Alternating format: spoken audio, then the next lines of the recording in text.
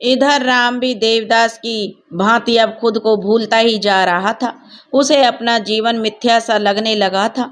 कभी कभी राम सोचता कि मेरा जीना ही बेकार है, मुझे तो मर जाना चाहिए।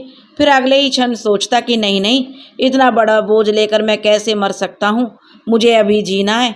जब तक मैं पारो से अपने एक एक गुनाहों की माफ़ी नहीं मांग लूँगा तब तक मर नहीं सकता।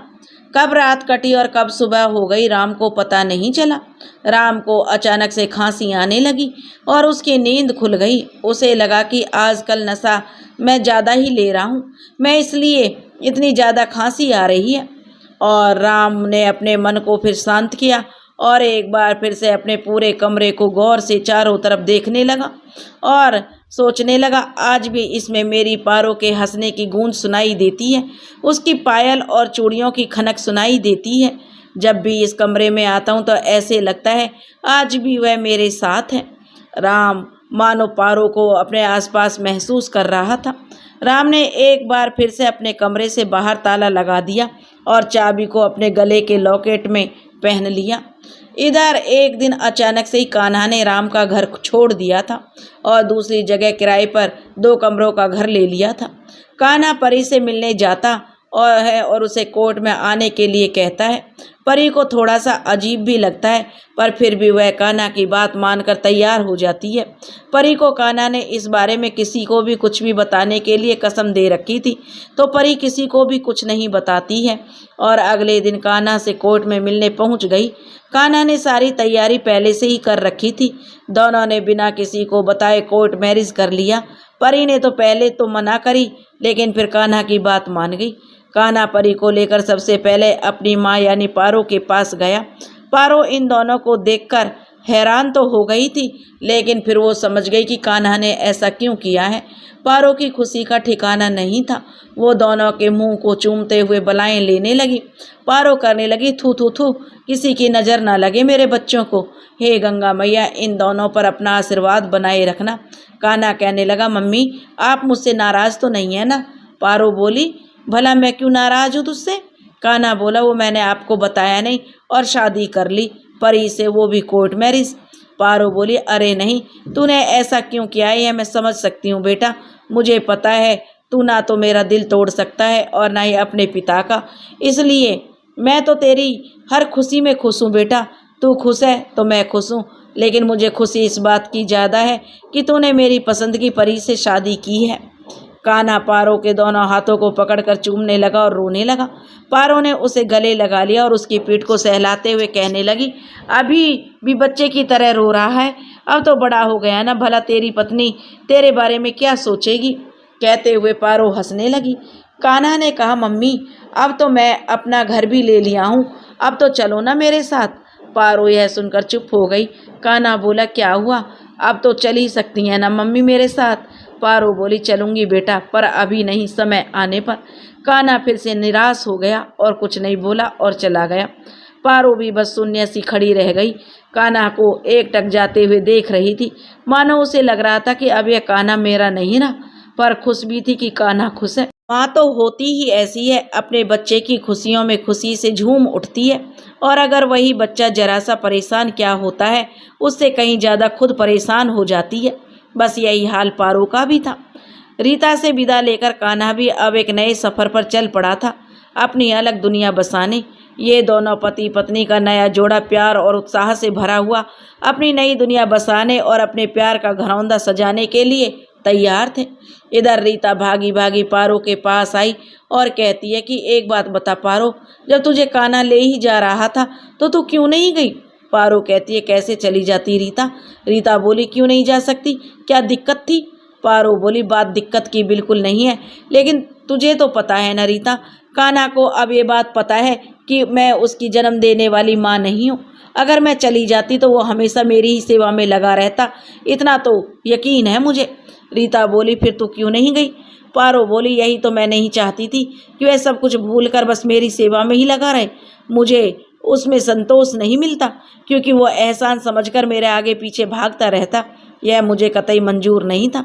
मुझे तो उसका रूठना मनाना ही पसंद है, इतना प्यार नहीं सह पाती, क्योंकि उसमें परायेपन का एहसास होता है ना। रीता और परी भी तो जो है उसकी पत्नी है। मैं नहीं चाहती कोई दूसरा रामदास बने या कोई पारो पैदा हो। बस यही कारण था कि मैंने जाने से मना कर दिया। तो मैं बस उसे खुश देखना चाहती हूँ। रीता की आंखें भर आई, वो पारो के गले से लग गई। धीरे धीरे करीब 5 साल बीत गए। इस दौरान पारो की छोटी माँ और पिता दोनों ही जो इस संसार को अलविदा कह गए। घर की सारी जिम्मेदारी भाई पर आ गई थी। बिट्टी और बिट्टू भी समझदार हो गए थे। अपनी बुआ पारो का भी खूब आब भगत किया करते थे। मौसम भी थोड़ा थोड़ा सर्द हो रहा था। ठंडी हवाएं बड़ी लुभावनी लग रही थी। पारो बड़ी ही सादगी से रहती थी। बदन पर हल्के रंग की साड़ियाँ, हाथ में मैरून कलर की चूड़ियाँ, माथे पर मैरून कलर की बिंदिया खूब सजती थी। गले में सिंपल सा काले मोतियों से पिरोया हुआ मंगलसूत्र और लंबी चोटी हमेशा आगे की तरफ सीने से होकर कमर तक लटकती रहती थी। पारो आईने में बातें करती, उसे आईना देख भी मानो जमाना हो गया था। सब कुछ भूल बैठी थी पारो। एक दिन तो सर्दी से गरज के साथ जो खूब बारिश भी होने लगी और पारो एक हल्की सी शॉल को लपेटकर मंदिर में बैठी हुई थी। बारिश को इतनी ध्यान से देख रही थी मानो बूंदे ही गिन रही हो। उसे बारिश की हल्की हल्की फुहार गुदगुदी कर रही थी। तभी उसे महसूस हुआ बारिश के थपेड़ों में शायद किसी के आने से भी आहट हो रही हो। पारो को तो जैसे कान खड़े हो गए। वो चौकन्नी हो मंदिर के गेट पर खड़ी हो गई और इधर उधर देखने लगी। तेज मूसलाधार बारिश की वजह से देख पाना मुश्किल हो रहा था। अरे, पारोस कहने लगी, ये तो मनीष है। क्या हुआ जो इतनी बारिश में इधर आया है, वो भी काफ़ी दिनों के बाद। मुझे तो लगा था कि अब तो वो अपना रास्ता बदल दिया होगा। देखते ही देखते मनीष और पास आ गया और छतरी को बंद करके सैंडल बाहर उतारते हुए मंदिर में आ गया और पारो की तरफ देखकर मुस्कुरा कर कहा, कैसी हो पारो? पारो बोली, मैं तो बिल्कुल ठीक हूँ, तुम कहो कैसे हो? मनीष बोला, अब तक तो ठीक नहीं था पर अब ठीक हूँ। वह खुश होकर कहता है तो पारो कहती है, गंगा मैया, यह लड़का सुधरने वाला नहीं है। मनीष कहता, जी बिल्कुल सही कहा आपने, और वह खिलखिलाकर हंसने लगा। पारो चुप हो गई और वापस बारिश की तरफ देखने लगी। मनीष ने कहा कि पारो, अब तो तुम्हारी बहू भी आ गई है, शायद प्रभु ने चाहा तो पोता भी जल्दी आ जाएगा। क्या अभी मैं तुम्हें लगता है कि तुम्हें राम आएगा? पारो कहती है, पता नहीं, पर मैं तो कायनात तक उसका इंतज़ार करती रहूँगी। मनीष कहता, और हम भी तो तुम्हारा इंतज़ार करते रह गए, तुम तो ना आई, पर लगता है मौत का बुलावा जल्दी ही आने वाला है। पारो को लगा यह ऐसे ही बकवास करते रहता है। उसने उसकी बातों पर ध्यान नहीं दिया। अपनी बात को जारी रखते हुए मनीष आगे बोला कि पारो, एक बात बताओ, क्या तुमने कभी भी 1 सेकंड के लिए हमारे बारे में नहीं सोचा? पारो कहती है, नहीं, और इन सब बातों का कोई अर्थ नहीं है। मनीष ने कहा, क्या तुम्हें कभी भी 1 मिनट के लिए भी हमसे प्यार नहीं हुआ? पारो कहती है, नहीं, सीधे सीधे जवाब दे देती है। मनीष मुस्कुरा कर कहता है, क्या पारो हमारी खुशी के लिए ही झूठ बोल देती तो क्या बिगड़ता तुम्हारा? पारो कहते, क्यों कहूँ मैं झूठ? मुझे तुम्हें झूठी उम्मीद नहीं देनी। मनीष कहता है, क्या है ना पारो, जिंदगी और मौत के बीच में बड़ा ही कम फासला होता है पारो, और जिस दिन वो फासला मिटता है ना, सब कुछ शून्य पर ख़त्म हो जाता है। और मनीष थोड़ा उदास हो जाता है। पारो ने कहा, क्या बात है, आज बड़ी ही बड़ी बातें कर रहे हो? मनीष कहता, क्या कहें, जिंदगी के पन्ने से सीखा है हमने। पारो अभी भी मनीष की बातें नहीं समझ पा रही थी और मनीष की नज़रें पारो पर टिकी हुई थी, मानो दिल में कुछ और हो रहा हो और जुबां पर कुछ और, नज़रें कुछ और ही कह रही थी। पारो की समझ में तो कुछ आ नहीं रहा था। मनीष कहने लगा, हाय रे भोलेनाथ, तूने तो हमारी किस्मत में सिर्फ एक तरफा प्यार ही लिख दिया, पर एक ही चाहत है हमारी, वो तो जरूर पूरी करना प्रभु। और शिवलिंग को प्रणाम करने लगा। पारो आश्चर्यचकित होकर उसकी तरफ एकटक देख रही थी। मनीष कहता, हम तो बस यही चाहते हैं, अब जब मौत आए तो सिर्फ हमारे मन मंदिर की देवी का चेहरा हमारे सामने हो, ताकि जरा भी हम भी तो देखें कि हमारे मरने से इन्हें दर्द होता है कि नहीं। और होठों पर हल्की सी मुस्कान और आंखों में दर्द के आंसू लिए मनीष कहने लगा। तो पारो कहने लगी। अब उसकी बातों से पारो को डर लगने लगा।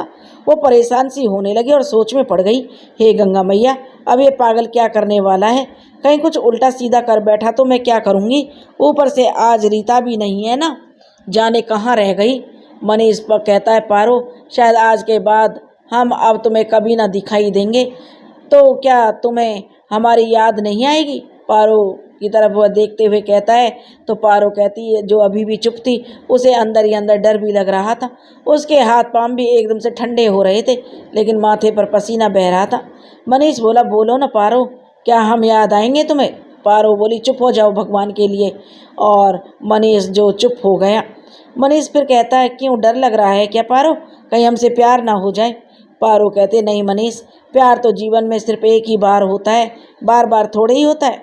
मनीष कहता, वही तो, प्यार एक ही बार होता है, मुझे भी तो हुआ, पर अफसोस एक तरफा हुआ। पारो की हिम्मत नहीं हो रही थी कि आज वो मनीष से नजरें मिला सके। देखती भी तो हटा लेती, क्योंकि आज जो कशिश, जो दर्द, जो ठहराव उसकी आंखों में था, वो पहले कभी नहीं हुआ था।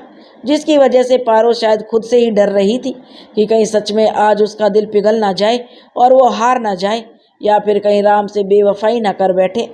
मनीष बोला, क्या हुआ पारो, हमसे डर लग रहा है क्या? पारो बोली, नहीं तो भला क्यों, मैं क्यों डरती किसी से? अपनी पिटाई भूल गई क्या? इसी पारो ने पिटाई करी थी तुम्हारी, याद है या भूल गए?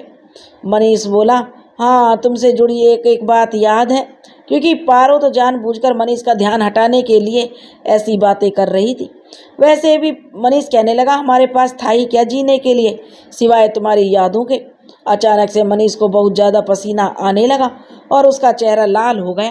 पहले तो पारो को लगा शायद बारिश की फुहार है जो उसके ऊपर पड़ रही है, लेकिन उसने जब गौर किया तो समझ गई कि जरूर कुछ तो हुआ है मनीष को। मनीष, चुप हो जाओ, बैठ जाओ, पारो कहने लगी, मुझे लग रहा है तुम्हारी तबीयत ठीक नहीं है। तब मनीष थोड़ा सा लड़खड़ा गया और वहीं बैठ गया। उसकी आंखें एकदम से लाल लाल हो गईं। पारो उसकी यह दशा देखकर परेशान हो गई और बोली, हे गंगा मैया, ये क्या हो रहा है तुम्हें? तुमने क्या किया है मनीष, कुछ तो बताओ।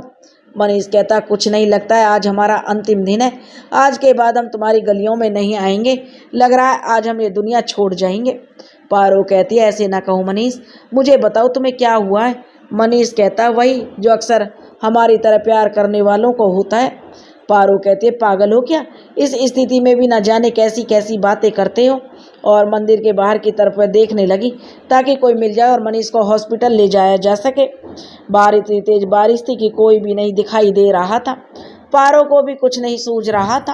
पारो मनीष को वहीं लेटाकर अपने पल्लू से उसके पसीने को पोंछने लगी और साथ में हवा भी करने लगी। मनीष भी पलक पारो पर उसकी आंखें टिकी हुई थी। वो बोला, देख लीजिए पारो जी, आज शायद आप हार रही हैं और आपका दिल मेरे लिए तड़प रहा है, क्यों, सही कह रहा हूँ ना? पारो बोली, क्या कहूँ मैं तुमसे, तुम समझते क्यों नहीं हो? तुम्ही ने तो अपने लिए ये राह चुनी है, कहाँ तक ये उचित है, जरा तुम ही बताओ। मनीष कहता, मैं क्या कहूँ, दिल पर कहाँ जोर चलता है, बस प्रेम हो गया सो हो गया। मनीष की हालत और गंभीर होती जा रही थी। उसके आंखों के सामने अंधेरा छा रहा था। वो पारो के चेहरे को अपने हाथों में धीरे धीरे छूता है और कहता, पारो, अभी भी वक्त है, कह दो तुम्हें कि हमसे प्रेम है तो कसम महादेव की यमराज को भी वापस जाना पड़ेगा, सिर्फ एक बार कह दो। पारो तो निशब्द सी रो पड़ी और बोली, मनीष बोला, ना ना रो मत पारो तुम, नहीं तो कह दें ते हम यहीं रह जाएंगे और फिर दोबारा से पागल बंजारा बनकर तुम्हारी गलियों में घूमने लगेंगे, सोच लो फिर तुम पछताओगी। पारो कहती है, कहीं कुछ तुमने खाया तो नहीं है? और रोने लगती है, पता नहीं था कि एक दिन हमारी मौत इतनी खास होगी, मनीष कहने लगा, और एक दिन यूं ही मर जाएंगे हम तुम पर मरते मरते। पारो ने अपना शाल उतारा और मनीष को उसी में लपेट दिया, क्योंकि जमीन पर लेटने से बारिश की वजह से वो भीग चुका था।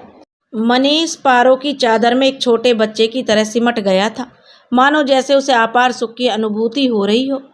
उफ पारो जी, सोच लीजिए, मनीष कहने लगा, आपने अपने जिस्म से उतारा हुआ चादर उठाया है, कहीं हमारे इश्क में आप बदनाम ना हो जाएं। और दर्द से कराहने लगा। पारो बोली, चुप हो जाओ, मैं विनती करती हूँ, तुम चुप हो जाओ मनीष। और मनीष के होठों पर उंगली रखते हुए पारो भावुक हो जाती है। मनीष के मुंह से खून निकल रहा था। पारो रो रो कर पूछने लगी कि उसने कहा, मैंने जहर खा लिया है पारो, क्या करे, तुम बिन जिया भी नहीं जा रहा था और रहा भी नहीं जा रहा था। अब हम तुम्हें कभी भी परेशान नहीं करेंगे। हाँ, एक बात भोलेनाथ से जरूर कहेंगे, इस जन्म में तो तुम्हें राम की किस्मत में लिख दिया, वो भी अधूरा, पर अगला जन्म हमारा लिखना प्रभु, हम इंतजार करेंगे अपनी पारो का। ना जाने किस गुनाह की सज़ा दे दी तुम्हें लिखकर किसी और के नसीब में, मेरे भोलेनाथ ने मुझे मौत की सज़ा दे दी। पारो फूट फूट कर रो पड़ी। उसकी आंखों से निकलने वाले गरम गरम आंसू मनीष के गालों पर टपक पड़े। मनीष खुश होकर हंसने लगा। उसे इस तरह से हंसता देखकर पारो को बड़ी हैरानी हुई। वो बोली, तुम हंस क्यों रहे हो? मनीष बोला, हाय पारो जी, आपने हमसे नहीं खुद से ही झूठ बोला और झूठ पर झूठ बोल रही हैं। पारो बोली, अच्छा क्या मतलब? और वह रुआंसी सी हो गई। मनीष बोला, आखिर आपका प्रेम आपके दिल पर दस्तक हमारा प्रेम दे ही रहा है। हमारे प्रेम ने आपके दिल में जो जोत जला दी है, काश पहले से ही पता चल जाता तो हम अब तक तो न जाने कितनी दफ़ा मर गए होते। पारो बस रो रही थी। मनीष अपनी बात को पूरी करते हुए कहता, तुम्हारे ये गरम गरम आंसू इस बात का गवाह है पारो, तुम्हारे दिल को भी दर्द हो रहा है। तुम भी नहीं चाहती हो कि हम तुम्हें छोड़कर जाएं। अगर ऐसा है तो सिर्फ एक बार कहो तो सही, एक बार कहकर तो देखो। और दर्द भरी नज़रों से मनीष पारो की तरफ देखता है। पारो अभी भी चुप थी और रोई जा रही थी और अपने आंचल से उसके मुंह को पोंछे जा रही थी। मनीष बोला, कह दो ना, एक बार कह दो कि तुम्हें भी हमसे प्रेम हो गया है। पारो चुप रही और बस रोती रही। मनीष पारो के हाथ अपने हाथ में लेकर कहता है कि धीरे धीरे कसकर की पारो, और उसकी पकड़ ढीली होती चली गई। मनीष पारो की तरफ देखते चुप हो गया। उसकी पलकें अभी भी खुली हुई थी। वो पारो को देख रही थी, मानो अभी कह रही हो, अभी भी वक्त है, मुझे रोक लो पारो, मैं जीना चाहता हूँ, वो भी तुम्हारे साथ। पारो ने देखा मनीष अचानक से चुप सा हो गया और वो मनीष को हिलाने लगी थी, पर मनीष अब नहीं था। ना जाने कब से वो चला गया, पारो को पता ही नहीं चला। पारो चीख पड़ी और जोर जोर से मनीष को आवाज़ लगाते हुए रोने लगी। उसका दिल दिमाग सुन्न पड़ गया था। वो बस एक ही बात कही जा रही थी, तुमने यह क्या किया, क्यों किया? मनीष लौट आओ, वापस आ जाओ। पर अब वो नहीं तो सुन सकता था और ना ही कुछ बोल रहा था। पारो कभी उसे झिंझोड़ती, कभी उसे डांटती, तो कभी उसके चेहरे पर पानी डालती, पर अब मनीष सो गया था हमेशा हमेशा के लिए। पारो चिल्ला रही थी, रो रही थी, पर उसके आसपास कोई भी तो नहीं था। ऊपर से इतनी तेज बारिश और तेज तेज बिजली चमकने की आवाज़, मानो आसमान भी फटने का दर्द उसका देख रहा था। पारो ने मनीष को सर अपनी गोद में रख लिया और उसके माथे को बार बार चूमने लगी। मुझे माफ़ कर दो मनीष, मैं तुम्हारी जान की दुश्मन बन बैठी।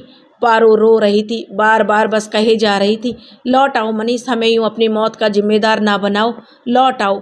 पारो कभी बेहोश हो जाती, फिर खुद ही होश में आ जाती और होश में आते ही रोने लगती। जैसे तैसे दर्द भरी रात का अंत हुआ और सवेरा हो गया। बारिश भी थम गई थी और धीरे धीरे सब उठ गए थे। पारो के रोने की आवाज़ से मंदिर में भीड़ जमा हो गई थी। सभी मनीष के मृत शरीर को देखकर हैरान थे और एक ही सवाल कर रहे थे, आखिर यह सब कैसे हुआ? मनीष का पूरा शरीर नीला पड़ गया था। सभी अपने अपने तर्क लगाए बैठे थे। पारो तो मानो सदमे में चली गई थी, बस वो तो मौन थी। रीता भी आ गई थी और पारो को अपनी बाहों में समेटे हुए चुपचाप मनीष को निहारे जा रही थी। कोई कहता, चलो भाई अब इसका अंतिम संस्कार कर देना चाहिए। कोई कहता, बड़ा ही किस्मत वाला था जो मंदिर में भगवान जी के सामने ही मर गया। कोई कहता, आखिर यहाँ आया ही क्यों था? इसका जवाब तो सिर्फ पारो ही दे सकती थी। पारो की ऐसी स्थिति नहीं थी कि वो किसी को कुछ बता पाती। काफ़ी देर तक तर्क वितर्क करते हुए अंत में उसके शरीर का अंतिम संस्कार करने की प्रक्रिया शुरू की गई। जो शॉल पारो ने उसे उठाया था, उस शॉल में ही उसे लपेट दिया गया और सब उसे लेकर शमशान घाट की ओर चल पड़े थे। पारो तो मानो पत्थर की मूरत बनी देख रही थी। उसके आंसू सूख गए थे। आज उसका हृदय टूट गया था।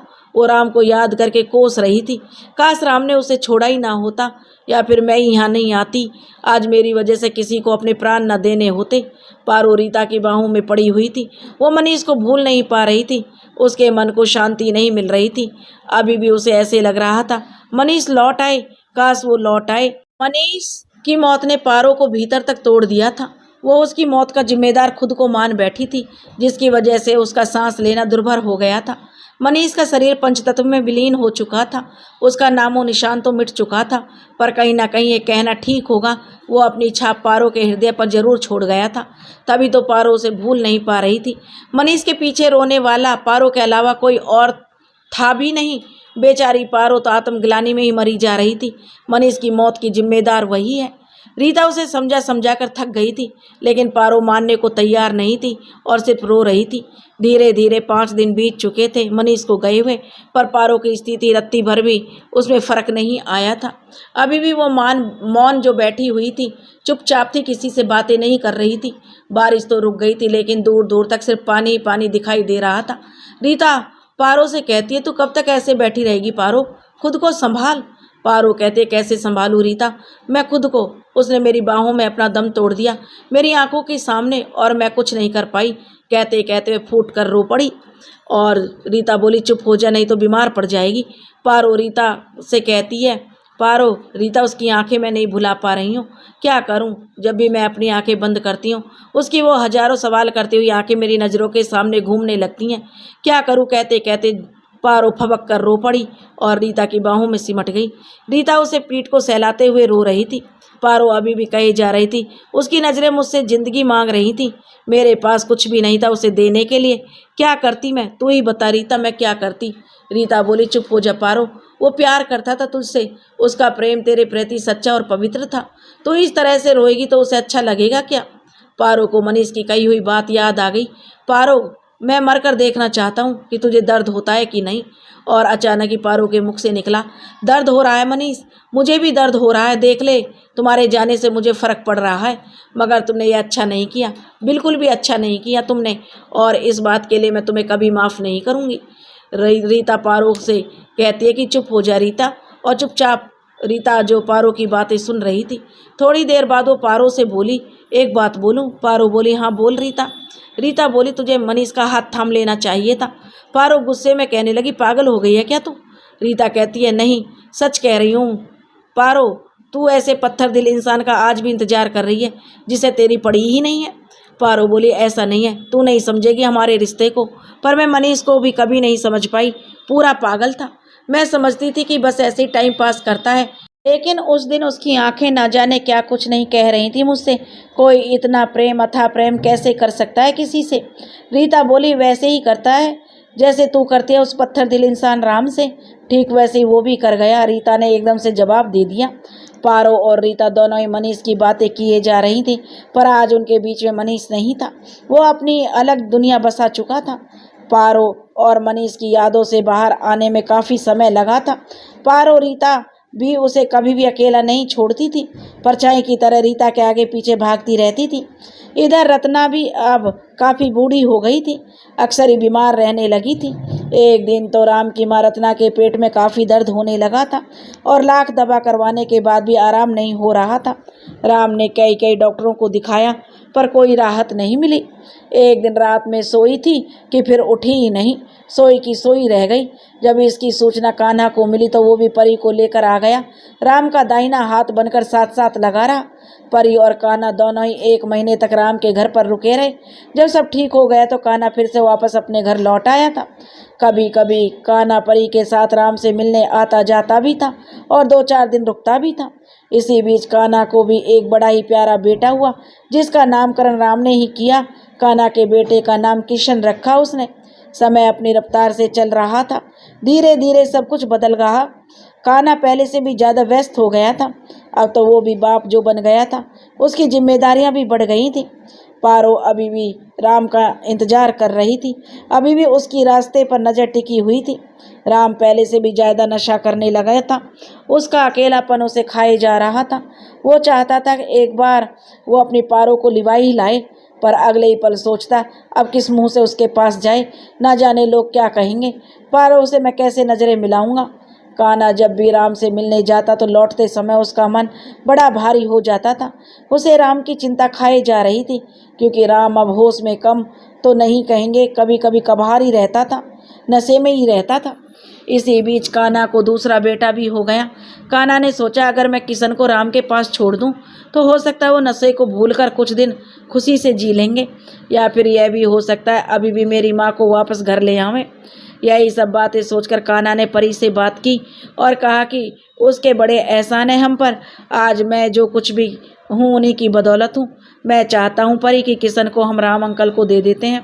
परी ठहरी 1 माह, पहले तो उसने झट से मना कर दिया, लेकिन कान्हा के बार बार समझाने पर वो तैयार हो गई और अपना बेटा राम को सौंप दी। राम को तो पंख ही लग गए थे, वो तो मानो हवा में उड़ रहा था।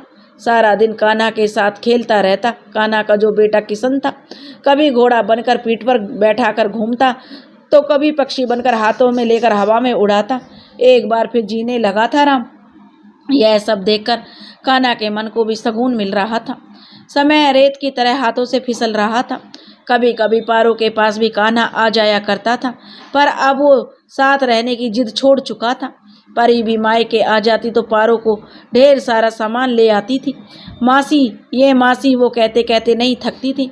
हालांकि वो भी साथ में रहने की जिद करती थी, पर पारो भी अपनी जिद पर अड़ी हुई थी और बात टाल देती थी, यह कहकर कि सही समय आने दे, चलूंगी ना। किशन बड़ा ही प्यारा बच्चा था, धीरे धीरे बड़ा हो रहा था और अपने दादू का राज दुलारा था। राम पहले से काफ़ी हद तक ठीक हो गया था। किशन तो जान ही बचती थी उसमें उसके दादू की। एक दिन खेल खेल में किशन ने कहा, दादू को ये कॉर्नर वाला कमरा किसका है, वो बंद क्यों रहता, उसमें भूत है क्या? राम अपने पोते की मासूमियत पर खिलखिलाकर हंसने लगा और कहा, अरे नहीं मेरे लाल, उसमें मेरी जान है, मेरी आत्मा है, मेरा सब कुछ है, तुम कभी उसे खोलना नहीं। किशन ने भी हाँ में सिर हिला दिया। इधर पारो भी अब गीता और रामायण पढ़ती रहती थी। घर को पूरी तरह से त्याग चुकी थी। साथ साथ में रीता भी वहीं उसी के साथ रहती थी। ममता के दोनों बच्चों का विवाह हो चुका था। ममता का भी अत्यधिक समय पारो के साथ ही गुजरता था। पारो एकदम से चुप चुप रहती थी, बहुत कम बातें करती थी। गांव के लोग पारो से बहुत ही प्यार करने लगे थे। कुछ तो दयावश और कुछ उसके स्वभाव से खुश होकर प्यार करते थे। यहाँ तक कि गांव के बड़े से लेकर बच्चे तक की बुआ जो बन गई थी पारो, सबको एक समान प्यार देती थी। दोनों सहेलियाँ एक साध्वी की तरह सन्यासिन बन गई थी। कभी कभार पारो जब भी अपने बीते हुए दिनों के बारे में सोचती तो कहती, हे जिंदगी गले लगा ले, हमने भी तेरे हर एक गम को गले से लगाया है ना, तो इसलिए अब जिंदगी तू हमें भी गले लगा ले, अब जीने की कोई तमन्ना नहीं है। उधर किशन अक्सर ये अपनी दादी यानी पारो के बारे में पूछता रहता और राम यह कहकर बात को टाल देता कि वो एक देवी है जो अभी रूठ कर हमारा मंदिर छोड़ गई है। जब आएगी ना तो सबसे पहले हम तुमसे ही मिलवाएंगे। किशन तो अभी बच्चा था और राम की सारी बातें खुश होकर मान लेता था। कभी कभी पूछता था कि वो दिखती कैसी हैं, तो इस पर राम बड़ी खुश होकर कहता कि बिल्कुल माला सिन्हा से लेकर हेमा मालिनी तक, श्रीदेवी से लेकर माधुरी दीक्षित तक सभी पानी भरती हैं तुम्हारी दादी के आगे। यह सब बातें कहते राम की आंखों में एक अलग ही चमक आ जाती थी। किशन जब भी दादी कहता तो राम को गुस्सा आ जाता। वो रूठने का नाटक करते हुए कहता, देखो बच्चों, मेरी पारो को तो दादी ना बुलाओ। किशन कहता, क्यों? तो राम कहता, अरे वो तो अभी भी जवान है, खूबसूरत है, एकदम से मक्खन सी है, तू उसे दादी ना बुला। किशन बोला, ओ दादू बूढ़ी हो गई होंगी ना, आंखें छोटी करके छोटा सा किशन कहता। तो राम कहता, अबे बूढ़ा होगा तेरा दादा, मेरी पारो नहीं। किशन कहता, वो तो है, दोनों हाथों को बांधते हुए मस्ती भरे अंदाज में कहता। राम पहले तो बहुत खुश होते, हाँ सही कहा तूने किशन बेटा, अब समझ गया ना अचानक से, अबे तू तो मुझे बूढ़ा कह रहा है, रुक जा अभी तुझे बताता हूँ। आगे आगे किशन और पीछे पीछे राम दोनों दौड़ते भागते आखिर थक कर बैठ जाते। किशन कहता, दादू मैं एक दिन जाऊंगा और दादी मतलब पारो को ले आऊंगा। राम की आंखें डबडबाईं, वो किशन को गले से लगाकर चूमने लगा और बोला, हाँ हाँ जरूर लाना पारो को। राम अपनी जिंदगी का मानो सबसे सुखद पल जी रहा था, या फिर यह भी कह सकते हैं अनुभव कर रहा था अपने बचपन का। उसकी पूरी दुनिया समाई थी किशन के इर्द गिर्द। कान्हा कभी आता तो उसे भी बड़ा सुकून मिलता था और यह सोचकर खुश हो जाता, चलो कि राम अंकल खुश हैं। किशन को पाकर राम अपना सारा दर्द भूल गया था। किशन से वो खुलकर बात करता था। दादा पोते का रिश्ता कम, दोस्ती और प्यार का रिश्ता ज़्यादा गहरा था। राम की तबीयत अब ठीक तो थी पर एकदम से ठीक नहीं थी। उसे खांसी बहुत ज़्यादा आती थी। इतना ही नहीं, न जाने कितने कप सिरप पी गया था, पर फिर भी राम को आराम नहीं था। कभी कभी तो पूरी रात आंखों में कट जाया करती थी, उसे चैन ही नहीं मिलती थी। अरे भाई रामदास, डॉक्टर को दिखा दो, पड़ोस में रहने वाले किशोर ने कहा। खांसी का आना अच्छी बात नहीं है। तो राम जवाब देते हुए कहता, जी चाचा दिखा दूंगा। और किशोर कहता, अरे भाई कब जाओगे, जब मौत आ जाएगी? राम कहता, अरे कहाँ चाचा, मेरी ऐसी किस्मत कहाँ जो मौत आ जाए, नहीं तो कब का चला जाता, और वैसे भी अब और जीने की इच्छा होती नहीं है। किशोर चाचा कहते, अरे क्यों बहकी बहकी बात करते हो राम बेटा, ऐसा कहते नहीं है। राम कहता, हाँ वही तो, शायद उसी के लिए तो मैं भी जिंदा हूँ, उदासी भरे स्वर में कहता। किशन भी धीरे धीरे समय के साथ साथ बड़ा हो रहा था। किशन स्कूल जाता और जब घर आता तो शॉप पर चला जाता। उसके लिए राम से बढ़कर कुछ भी नहीं था। पढ़ाई लिखाई में उसका मन नहीं लगता था। वो हमेशा राम के आसपास ही रहना चाहता था। यहाँ तक कि सभी राम से कहते थे, तुम्हारे लाड प्यार से बिगड़ गया है किशन। तो राम मुस्कुराकर चल देता था। राम उम्र के तीसरे पड़ाव पर भले ही आ गया था, लेकिन जब भी पारो की बात आती तो वो अभी भी 17 साल में वापस चला जाता था। ऐसा होना लाजमी था। वो कहते हैं ना, सावन के अंधे को चारों तरफ हरियाली ही हरियाली दिखती है। बस कुछ ऐसा ही राम के साथ भी हो रहा था। वो आज भी अपने और उसके पारो के बारे में सोचता तो वही 1 साल के प्यार से भरे हुए दिन उसके कानों में हल्की सी मिश्री की तरह रस घोल जाते थे। उसके दिल में खलचल सी मच जाती थी। उसका रोम रोम इस कदर रोमांचित हो उठता था मानो वो उन पलों को अभी भी जी रहा है। उसके अंग अंग खिल उठते थे। कभी कभी तो एक तड़प सी उठ जाती थी। वो अभी पारो को अपनी बाहों में इस तरह से भरे कि वो फिर कभी कहीं जा ही ना पाए। किशन राम को देखते हुए यानी उसके एहसासों को जीते हुए बड़ा हो रहा था। उसने तय कर लिया था, जब वो बड़ा हो जाएगा तो पारो को ले आएगा, चाहे कुछ भी हो। राम की हालत ज़्यादा खराब हो रही थी। एक दिन तो किशन भी जिद पर अड़ गया कि टेस्ट करवा लीजिए, नहीं तो अच्छा नहीं होगा। राम को अपने पोते का ऑर्डर देना बहुत ही अच्छा लगा और वो खुशी खुशी टेस्ट के लिए राजी हो गया और हॉस्पिटल पहुंचा। राम के सारे टेस्ट हो गए थे। रिपोर्ट किशन के हाथ में मिली थी, जिसमें निकला था कि राम को ब्लड कैंसर हो गया है। राम को ब्लड कैंसर हो गया था और वो कब तक जीवित रहेगा उसकी ज़िंदगी की कोई गारंटी नहीं है। किशन को यह जानकर बड़ा ही दुख था और उसने खुद से यह वादा किया कि यह बात वो सिर्फ अपने तक ही रखेगा, दादू को नहीं बताएगा। किशन का लटका हुआ मुंह देखकर राम बार बार पूछता, क्या हुआ बच्चा, काहे को मुंह लटकाए हुए हो? किशन कहता, कुछ भी नहीं दादू, बस मैं आपकी खांसी से परेशान हूँ, कहीं आपको कुछ हो गया तो मेरा क्या होगा, बस यही सोचकर थोड़ा सा परेशान हो जाता हूँ। और मन ही मन किशन सोचता है कि अब आपको क्या बताऊँ दादू कि क्या हुआ और मैं क्यों परेशान हूँ। अपने दादू के ब्लड कैंसर की बात जानकर किशन धीरे धीरे अंदर ही अंदर उसका शरीर खोखला सा हो रहा था। वो चाहकर भी कुछ नहीं कर सकता था। वो राम को खुश रखने का हर कोशिश करता, उसका पहले से भी अधिक ध्यान देने लगा था। समय से दवाइयाँ देना, खाने पीने का विशेष ध्यान देना। राम को अनुभूति तो करा ही रहा था, कुछ तो है जो किशन इतना ज़्यादा ध्यान देता है, पर जो भी हो अच्छा ही है, सोचते हुए किशन खुश हो जाता। किशन की हाइट तो बहुत ज़्यादा नहीं थी और ना ही छोटी थी, पर देखने में बड़ा ही सुंदर था। ऊपर से उसका स्वभाव बहुत ही अच्छा था। जो उसका स्वभाव इतना सुंदर था कि जो उसकी सुंदरता में 4 चांद लगा देता था। वो हर किसी की बड़ी शिद्दत और निस्वार्थ भाव से मदद करता था और उसका यही स्वभाव उसे अनमोल बना देता था। किशन राम के बीमार होने के कारण अब सारा कार्यभार उसने संभाल लिया था। राम भी सब कुछ किशन को सौंपकर मुक्त हो गया था। किशन के काम के चक्कर में अक्सर बाहर भी जाना पड़ता था, जिसकी वजह से वह अपने दादू का ध्यान नहीं रख पाता था। एक दिन उसने कहा, दादू मैं ना सोच रहा हूँ आपकी सेवा के लिए ले आऊँ किसी को, और कनखियों से दादू को देखते हुए कहने लगा। तो राम ठहाके लगाकर हंसने लगा और कहने लगा, हाँ क्यों नहीं, अपने मन की बात को हम पे ही थोप दी। चलो, मैं सोच रहा था कि हम दादा पोते के बीच किसी को भी नहीं लाएंगे। और जो दादू उसे चिढ़ाने लगे, पर क्या कहें, जब पोता ही बेवफा निकला। उदास होने का नाटक राम करने लगा तो वह कहने लगा, किशन दादू जाइए, मैं आपसे बात नहीं करता। राम बोला, अरे अरे मैं तो मजाक कर रहा था किशन बेटा, तुम्हें तो ठीक लगे वो करो, और क्या कोई है जो तुम्हें अच्छी लगती है? अगर कोई होगी तो मुझे कोई दिक्कत नहीं है। किशन बोला, अरे नहीं दादू, ऐसी कोई बात नहीं है, मैं तो आपकी पारो जैसी किसी से शादी करूँगा, अगर उनकी तरह कोई नहीं मिली तो।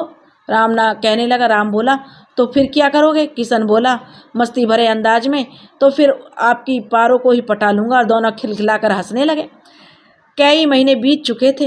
राम ने अपनी बिरादरी में कह रखा था कि अब वो अपने पोते की शादी करने के लिए तैयार है, कोई हो तो बताना। और ऐसा ही हुआ। किशन के लिए आए दिन रिश्ते आने लगे, कभी किसी वजह से तो कभी किसी वजह से रिश्ता नहीं हो पाता। इसी तरह से कई दिन बीत गए। आखिरकार वो दिन आ गया जब किशन की दुल्हनिया मिलने वाली थी, यानी कि मीनू का रिश्ता आया किशन के लिए। किशन अपनी आंखों में ढेर सारे ख्वाब सजाए अपने दादू के साथ मीनू को देखने चला गया। श्री काशी विश्वनाथ मंदिर परिसर में ही दोनों परिवारों का मिलन तय हुआ था और किशन के दादू को लेकर निर्धारित समय पर जो किशन वहां पर पहुंच गया था। अरे दादू, किशन बोला, क्या ये लड़की वाले भी अभी तक नहीं आए? अक्सर तो लड़की वाले पहले आ जाते हैं। और मंदिर के मेन गेट की तरफ किशन देखने लगा। राम बोले, अरे बच्चा, तुम बहुत जल्दी घबरा जाते हो। अरे भाई, जरा इंतजार तो करो, इंतजार का फल मीठा होता है। किशन घड़ी देखते हुए बेचैनी से कहने लगा, अरे दादू, यह तो गलत बात है ना। हमें आए हुए करीब 1 घंटा हो गया है और वो लोग अभी तक नहीं आए। राम बोला, हे भोले शंकर, आज की पीढ़ी में तो सब्र नाम की कोई चीज ही नहीं है। और एक हम थे जो अपनी पारों के लिए इतनी बड़ी गंगा मैया को भी तैर कर पार कर जाते थे, और 1 महीने लग गए थे हमारी जो पहली मिलन में पारों को देखने में। हाय, वो भी क्या दिन थे जो बीत गए। आज भी उसका खुशनुमा एहसास मेरे रोम रोम में बसा हुआ है। कहते हुए राम के गाल लाल लाल हो गए और आंखें भर आई। किशन बोला, ओ दादू, और चिढ़ाते हुए जो कहने लगा, आप तो पारों के ख्यालों में डूब गए। अरे दादू, वो है ना शायद, और खुश। राम बोला, अरे नहीं, ऐसा कुछ नहीं है, कोई दर्शन करने आई है।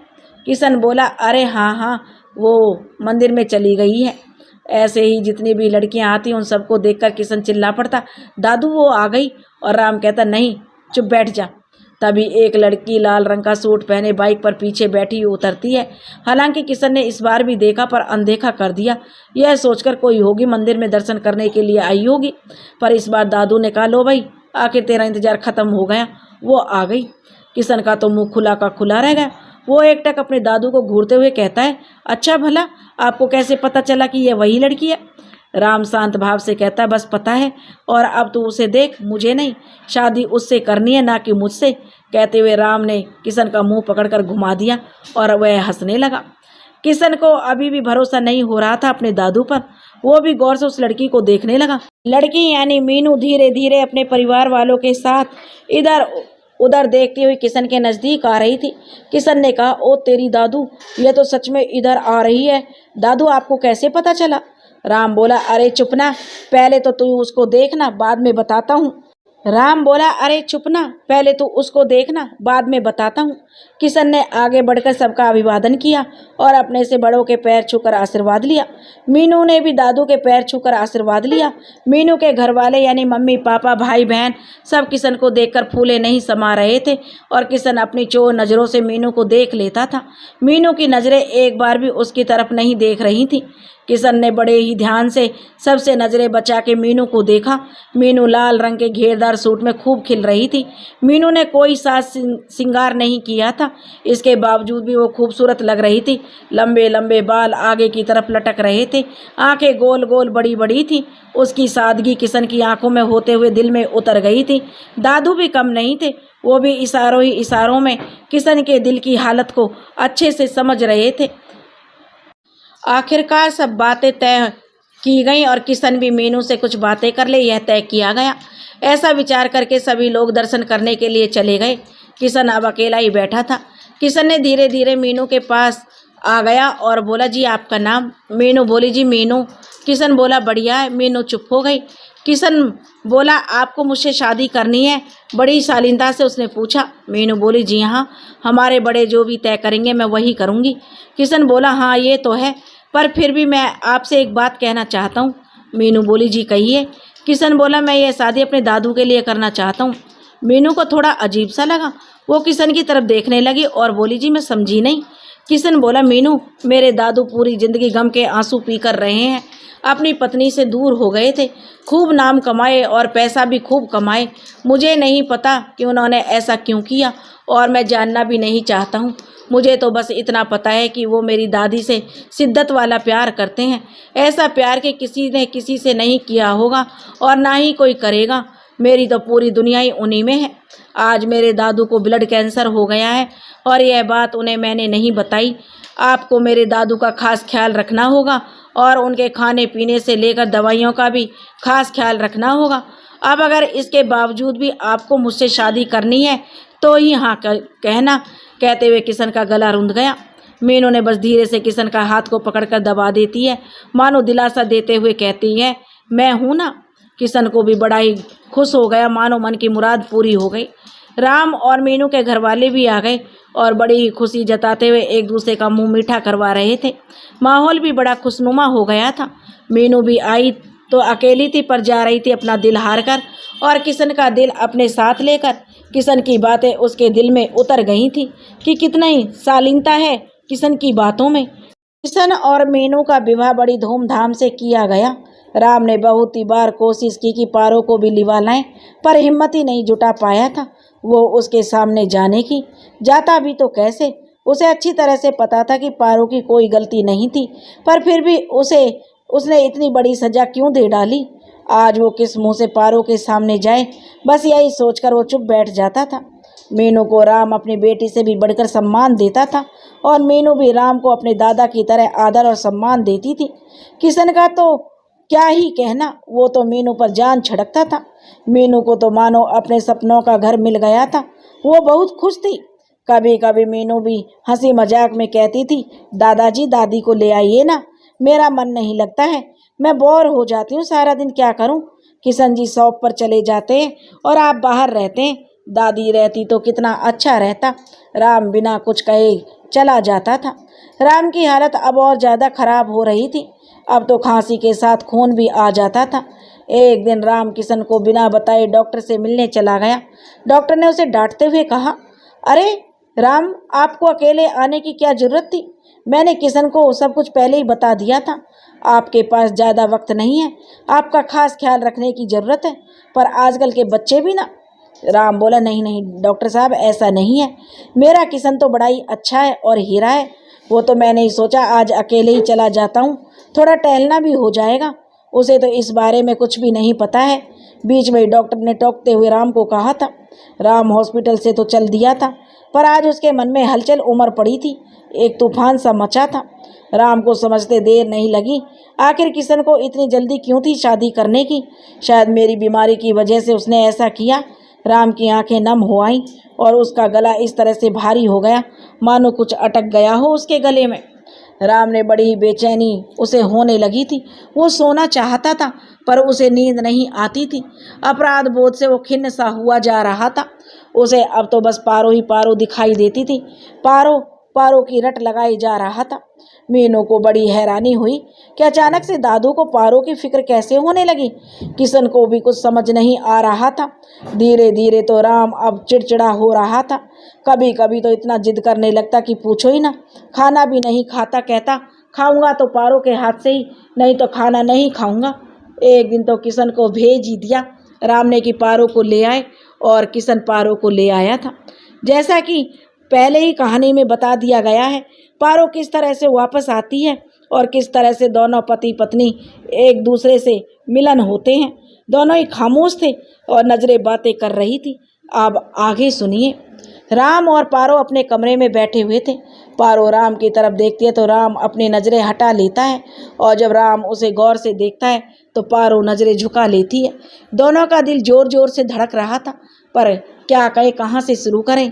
दोनों की समझ में कुछ नहीं आ रहा था। आखिर पहले राम ने चुप्पी तोड़ी और कहा, कैसी हो पारो?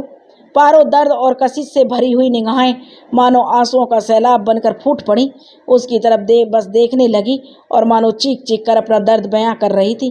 देखो तुम्हारे सामने ही तो एक पति के द्वारा छोड़ी गई औरत कैसी रहती है, वैसी ही हूँ। पारो ने भले ही कुछ नहीं कहा, पर राम बिना कुछ कहे ही सब कुछ समझ गया था। पारो भी बड़ी बड़ी लाल लाल आंसुओं भरी आंखों को देखने की हिम्मत उसमें नहीं हो रही थी। राम ने कहा, पारो मैं तो क्षमा के योग्य भी नहीं हूँ, किस मुंह से माफ़ी मांगूं, कुछ समझ नहीं आ रहा। तुमसे अब कुछ भी कहने का हक नहीं है मेरा। कहते कहते राम पारो के हाथों को अपने हाथों में लेकर चूमते हुए रो पड़ा। रोते रोते उसके आंसुओं में पारो को दोनों हाथ गीले हो गए थे। पारो अभी भी चुप थी, कुछ नहीं कह रही थी। राम ने पारो की तरफ देखा और कहा, पारो कुछ तो कहो, यूं चुप तो ना रहो, तुम्हारी चुप्पी मेरी जान ले लेगी। नहीं सहन हो पा रहा है मुझसे तुम्हारा यह मौन रहना। वो मुझ पर चिल्लाओ, मुझे डांटो, सिकवा करो, शिकायत करो, जो भी चाहे सजा दो, पर इस तरह से पारो चुप ना रहो। कहते हुए राम कुछ इस तरह से रो रहा था मानो किसी छोटे बच्चे का कोई बड़ा ही खास खिलौना टूट गया हो या किसी ने चुरा लिया हो। पारो अभी भी मौन थी और राम की तरफ देख रही थी। राम कहने लगा, पारो यूं ना देखो, मुझे डर लग रहा है। मुझे तुम्हारी चुप्पी बर्दाश्त नहीं हो रही है। मैं मर जाऊंगा, ऐसी सज़ा तो ना दो। और वैसे भी ऊपर वाले ने मुझे मेरे कर्मों की सज़ा दे दी है, पर फिर भी मैं तुमसे माफ़ी चाहता हूँ और सज़ा भी चाहता हूँ। अगर तुम मुझे माफ़ नहीं करोगी तो मुझे मेरे कर्मों का दंड नहीं देती हो, तब शायद मुझे मुक्ति भी नहीं मिलेगी। कहते हुए राम रोने लगा। पारो ने कहा, कैसी सज़ा दे दी ऊपर वाले ने, इसका क्या मतलब है? बड़ी गहराई से राम की आंखों में झांकते हुए पारो बोली। राम बोला, मुझे ब्लड कैंसर है। पारो एकदम से निशब्द हो गई। उसे झटका सा लगा और बोली, पर कैसे? राम मुस्कुराते हुए कहता है, तुम्हारे जाने के बाद मैं बिल्कुल अकेला सा हो गया था। इस बात का भी एहसास मुझे हो गया था। मैंने अपने अहंकार में आकर मैंने तुम्हारे साथ कितना अन्याय किया है, बस यही सोच सोच कर मेरा दिमाग फटने लगता था। मुझे सुकून नहीं मिल रहा था, यहाँ तक कि मुझे कई कई दिनों तक तो नींद भी नहीं आती थी। बस इन सब चक्करों में खुद को बाहर निकालने के लिए मैंने नशे का सहारा लिया और नतीजा तुम्हारे सामने है। पारो की आंखें सावन की तरह बहने लगी। अभी भी उसके पास शब्द नहीं थे कि क्या कहे, बस सिसकियाँ लेती जा रही थी और राम के सर पर हाथ रखकर सहलाती रही। आज दोनों ही शांत हो गए थे। आज दोनों का इंतजार खत्म हो गया था। दोनों पति पत्नी उम्र के उस पड़ाव पर आकर रुक गए थे जहाँ पर क्या शिकायत करें एक दूसरे से। उन्हें कुछ समझ नहीं आ रहा था। उन्हें तो बस एक दूसरे को जी भर कर देखने का मन हो रहा था। दोनों ही पलके नहीं झपका रहे थे। राम बोला, पारो? पारो बोली, हाँ, अपने आंसुओं को पोंछते हुए।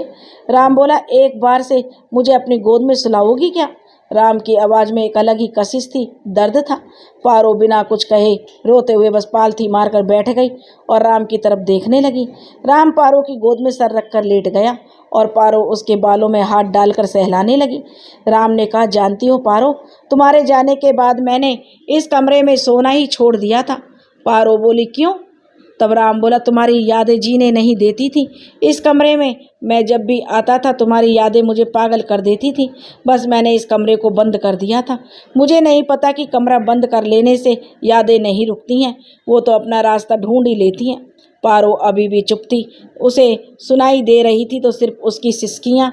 और राम पारो से बातें करता तो बीच बीच में खांसी भी बड़ी तेजी से आने लगती थी और पारो उसके सीने को सहलाने लगती थी। राम बोला, पारो, जानती हो मैं कितनी बार ही तुमसे मिलने भी गया था, पर कहते कहते राम चुप हो गया। पारो बोली, फिर मुझसे मिले क्यों नहीं? और रोने लगी। राम बोला, मैं तो बड़ा ही कायर निकला पारो, कितनी ही बार गया और वापस भी लौट आया। इतना ही नहीं, मैं तो तुम्हें बेवफा समझकर दूसरी शादी करने के लिए भी तैयार हो गया था। पारो आश्चर्यचकित होकर उसकी तरफ देखती है। तो वो तो भला हो नंदनी का, जो वो मुझे मिल गई और सारी बातें पता चली और एक गुनाह करने से मैं बच गया। पारो, मुझे माफ़ कर दो। पारो बोली, एक बार आपने आवाज़ क्यों नहीं दी मुझे? मैं तो समझ रही थी सिर्फ मैं ही जुदाई सह रही थी, पर ऐसा नहीं था। आप भी तो खुद को सजा दे रहे थे, पर इन सब की ज़रूरत ही नहीं थी। काश एक बार तो पुकारा तो होता। आपने इतनी बड़ी सज़ा सुना दी आपने, वो भी मेरी बिना गलती के। कहते कहते पारो फूट फूट कर रोने लगी। राम बोला, चुप हो जाओ पारो, चुप हो जाओ, रो मत। बहुत रो लिया तुमने। मेरी सांसें सिर्फ तुम्हारा इंतजार कर रही थी, अब वो भी ख़त्म हो गया। अब मैं सगुन से मर सकता हूँ। कहते हुए राम ने गहरी सांस ली और चुप हो गया। पारो बोली, उठो ना, कुछ तो कहो, यूँ चुप ना रहो, मेरा दिल बैठा जा रहा है। राम बोला, चिंता मत करो पारो, मैं इतनी जल्दी नहीं जाने वाला हूँ। अब तुम भी तो कुछ कहो, मैं तो बस सोना चाहता हूँ पारो। ऐसा लग रहा आज मुद्दतों बाद गहरी नींद आने वाली है। कुछ थका हुआ सा राम कहता है। पारो कहती है, क्या कहूँ जी, मैं तो बस इतना कहूँगी, आप बड़े ही खराब निकले। प्यार किया तो बताने में देरी किए, शादी की तो निभाने में देरी किए, और जब आपने मेरा त्याग किया तो लाने में देरी की, और अब आज देरी करने की बारी आई है तो जल्दी करने में लग गए। ऐसा क्यों? सारे जुल्म करने के बाद आपको सगुन कैसे है? रोते हुए पारो कहने लगी। राम पारो की गोद में सर रखकर इस तरह से सोया हुआ था जैसे ना जाने कितने वर्षों से उसे नींद नहीं आई। आज उसे गहरी नींद बार बार अपने आगोश में ले रही थी। राम को जब नींद आती तो पारो झिंझोड़ कर उठाने लगती और तब तक उठाती जब तक कि राम अपनी आंखें नहीं खोल देता। राम कहता, पारो मैं थक गया हूँ। पारो कहती, जी ठीक है, आप सो जाइए, मैं कुछ नहीं कहूँगी।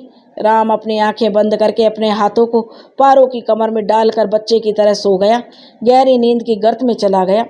पारो भी बैठी बैठी राम के सर पर हाथ फेरते हुए अपनी पिछली जिंदगी के बारे में सोचने लगी कि वो कैसे दुल्हन बनकर इस घर में आई थी, किस तरह से मात्र 1 ही साल में वापस चली गई थी। उसके बाद कान्हा का मिलना, फिर उसका जाना, एक एक बातें उसे याद आ रही थी। ना चाहते हुए भी उसकी आंखें रो रही थीं और उसके गालों को भिगो रही थीं। अपने ख्यालों से जरा बाहर आती पारो ने फिर से राम को उठाने की कोशिश करने लगी, लेकिन आज राम सच में गहरी नींद सो गया था, ऐसी नींद जहाँ से वापस लौटना नामुमकिन था। पारो को झटका लगा, उसका कलेजा धक धक करने लगा, उसके कंठ सूख गए, चेहरे पर पसीना आने लगा। वो चिल्लाना चाहती थी पर चिल्ला नहीं पा रही थी। पारो जोर जोर से उठा रही थी और कहने लगी, वाह वाह मेरे राम वाह, एक बार फिर से तुम मुझसे खेल गए, एक बार फिर मुझे धोखा दे दिए। तुम इतने दगाबाज निकलोगे मैं नहीं जानती थी, तुम इतने बेवफा निकलोगे मैं नहीं जानती थी। तुम एक बार फिर से मुझे बीच मझधार में अकेला छोड़कर जाओगे, यह तो मैं नहीं जानती थी। अगर जानती तो मैं वापस ही नहीं आती। तुमने मेरे साथ एक बार फिर से अन्याय कर दिया। कह कह कर पारो राम राम राम को जो झंझोड़ रही थी और उठा रही थी, पर आज एक बार फिर से राम उसकी बातों को अनसुना करके जा चुका था। पारो की पुकार उसके दिल तक नहीं पहुंच रही थी। पारो वियोग का दर्द नहीं सह पा रही थी। कभी राम के गालों को छूती, कभी उसके माथे को चूमती, तो कभी उसके सीने पर मारती, पर आज फिर उसका राम हरजाई बन गया था और वो उसे छोड़कर जा चुका था। पारो कह रही थी, अभी तक मुझे उम्मीद थी तुम सही सलामत हो, अभी तक तो मुझे उम्मीद थी ना एक दिन मेरा इंतज़ार ख़त्म हो जाएगा, पर तुमने तो मेरी वो उम्मीद भी तोड़ दी राम। कहो अब मैं क्या करूं जी, मैं किसके इंतज़ार में जीऊं? मैं कहूं तो मैं क्या करूं? मुझसे मुंह ना मोड़ो, लौट आओ राम, लौट आओ। मेरे सारे दर्द सह सकती हूँ, पर यह कैसा दर्द दे गए। मेरी इतनी परीक्षा ना लो, लौट आओ तुम, लौट आओ कह रही हूँ। कह दो कि तुम मुझे परेशान कर रहे हो। सच में मैं बुरा नहीं मानूंगी, तुमसे कुछ नहीं कहूँगी, पर लौट आओ राम, लौट आओ ना राम, मुझे अब और इंतजार का दर्द मत दो, लौट आओ मेरे पास। कहते कहते पारो राम के सीने पर सर रखकर बेहोश सी हो गई और अपनी सुध-बुध खो बैठी। उसने देखा कि राम अपनी बाहें फैलाए मुस्कुरा रहा था, मानो कह रहा था कि आओ चलें यहाँ से दूर, कहीं नई दुनिया बसाएंगे जहाँ सिर्फ तुम होंगी और मैं रहूँगा और ढेर सारा प्यार रहेगा। आओ पारो, चलो मेरे साथ, मेरा हाथ थाम लो। पारो राम की मौत को सह नहीं पाई और उसके भी प्राण निकल गए, मानो आज ऊपर वाले को भी दया आ गई उन्हें जुदा करते हुए। तभी तो एक क्षण भी नहीं लगा, पारो भी राम के साथ चल दी। आंखें हैं तेरी क्यों खाली खाली, बातें कहाँ गईं वो प्यार वाली। इधर किशन और मीनू दोनों ही इस बात से बेखबर थे। वो दोनों सोच रहे थे कि दादी और दादू अंदर आज अपने गले शिकवे दूर कर रहे हैं। आ मेरी जान, मैं तुझ पे अपनी जान रख दूं। सच में पारो अपनी जान रख दी राम की जान में। और दोनों गहरी नींद में सो रहे थे। जब सुबह हुई तो उन्होंने सोचा कि क्या हुआ, दादू अभी तक नहीं उठे और ना ही पारो उठी है।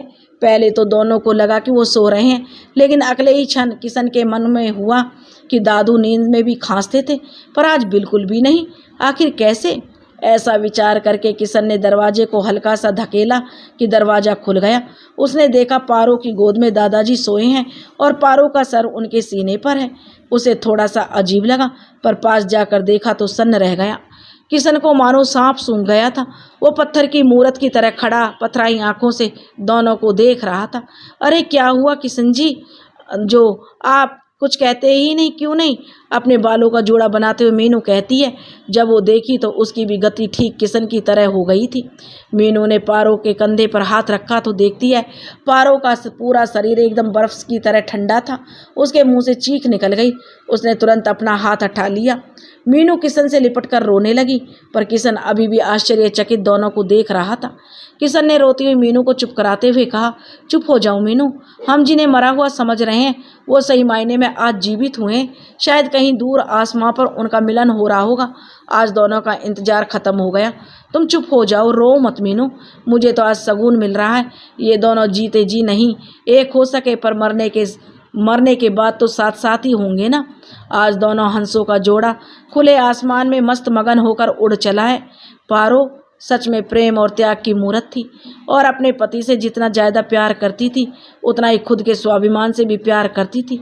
वो चाहती कि उसका पति उसे आदर और सम्मान से लेने आवे तभी वो वापस आएगी, जिसके चलते वो आजीवन मायके में रह गई और अपने पति का कभी न ख़त्म होने वाला इंतजार करती रह गई। रामदास यानी राम ऐसा नहीं था, उसे अपनी पत्नी से प्रेम नहीं था, पर वह अपनी माँ से ज़्यादा प्रेम करता था। उसे ये बात पता थी कि वो उसे पसंद नहीं करती, जिसके कारण उसने कभी पहल नहीं किया पारो को ले आए। यह कहना भी गलत नहीं होगा, उसमें रत्ना के ही लक्षण थे, यानी वो अभिमानी भी था और जब समझ में आया तो काफ़ी देर हो चुकी थी। राम अगर पारो से प्यार नहीं करता तो वो दूसरी शादी करके अपनी गृहस्थी बसा सकता था, लेकिन उसने नशे का चुनाव किया और पारो की याद में पूरी जिंदगी जलता रहा। आज सच में दोनों एक हो गए थे। राम भी बहुत प्रेम करता था पारो से।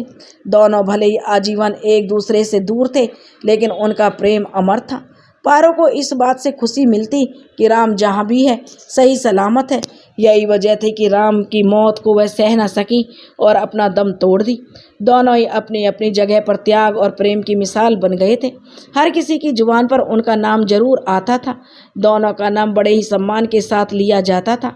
हम ये नहीं कहते पारो अपनी जगह पर सही थी या नहीं, वो गलत भी तो नहीं थी। अपने हक के लिए आवाज़ भी तो नहीं उठाई उसने, उसकी गलती यही थी।